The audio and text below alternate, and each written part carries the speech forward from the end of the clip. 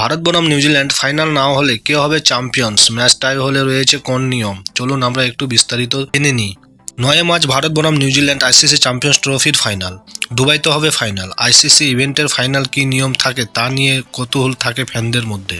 2019 সালে ওডিআই বিশ্বকাপে ফাইনালে যেভাবে সুপার ওভার টাই হওয়ার পর শুধুমাত্র 4 মারার নিরিখে ইংল্যান্ড চ্যাম্পিয়ন্স হয়েছিল, সে নিয়ম অনেকেরই অজানা ছিল।